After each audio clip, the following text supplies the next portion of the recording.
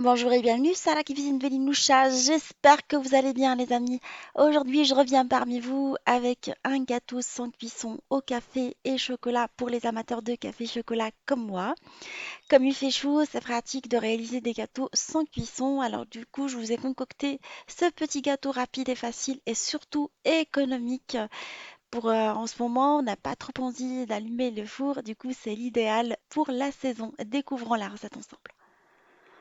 On va commencer par écraser la base biscuitée de ce gâteau. Alors j'ai pris des petits beurres que j'ai mis dans un sac de congélation et je vais appuyer dessus à l'aide d'un rouleau à pâtisserie.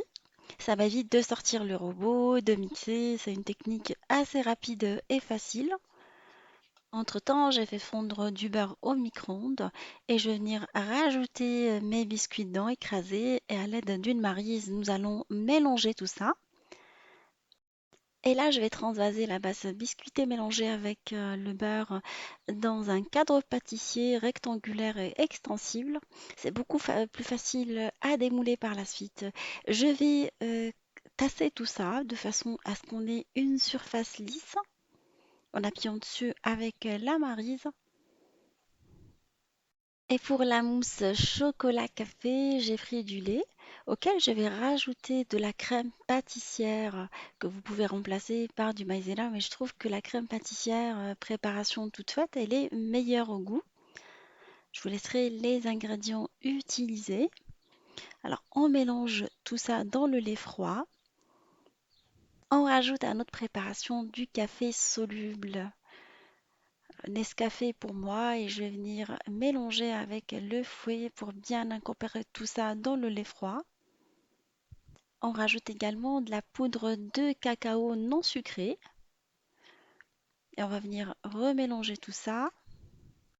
Pour éviter de mettre de la gélatine, je vais utiliser du flan. Alors j'ai pris du flan au café, mais sinon vous pouvez le remplacer avec du flan à la vanille si vous ne trouvez pas de flan au café. On a déjà utilisé l'arôme de café ou plutôt le café soluble, c'est pas très important de le faire. Bah, du coup, moi, comme j'avais le flan en café, je l'ai utilisé.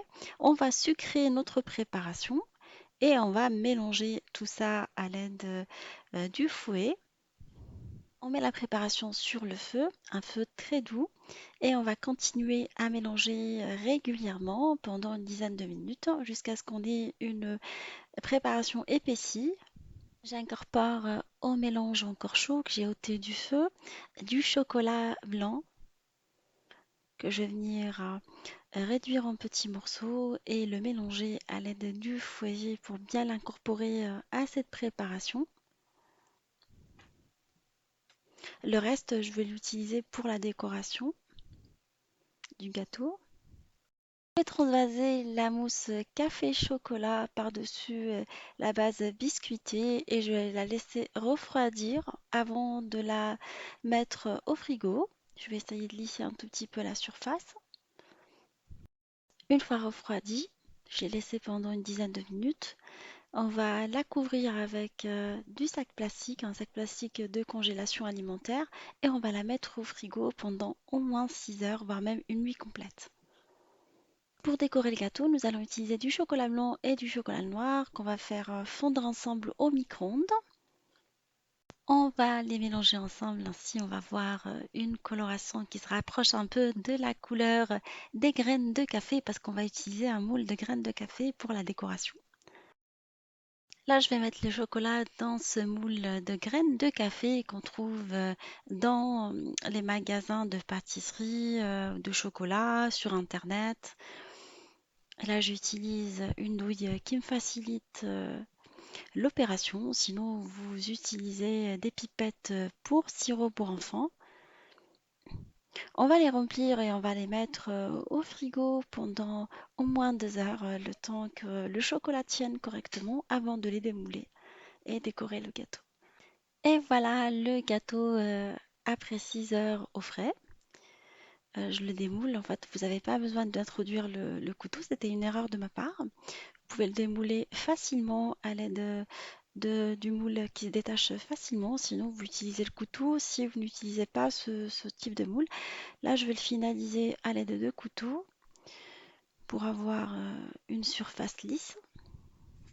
Comme il a une texture assez mousseuse, cette opération elle est facile. Je vais râper du chocolat dessus pour faire des coupes au chocolat à l'aide du râpe euh, gros et non pas fin. Sinon, vous prenez des coupes de chocolat tout fait.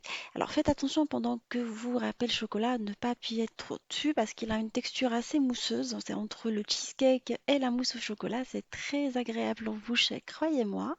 Tout le monde a aimé ça à la maison. Du coup, si vous avez des coupes au chocolat, vous les mettez directement ou vous utilisez cette méthode. Et on va venir le décorer avec les graines de café qu'on a sorties du congélateur. On va faire tout le tour du gâteau pour rappeler que ça contient du café. Et voilà, mon gâteau est maintenant prêt. Je vous ai coupé une petite part pour voir, à déguster avec un bon café corsé à l'italienne pour les amateurs de café. J'espère que ce gâteau vous fera plaisir et fera plaisir à vos familles et vos amis. Je vous fais de gros gros bisous et je vous dis on se retrouve sur la cuisine de Linoucha avec des nouvelles recettes, un nouveau voyage culinaire et à bientôt.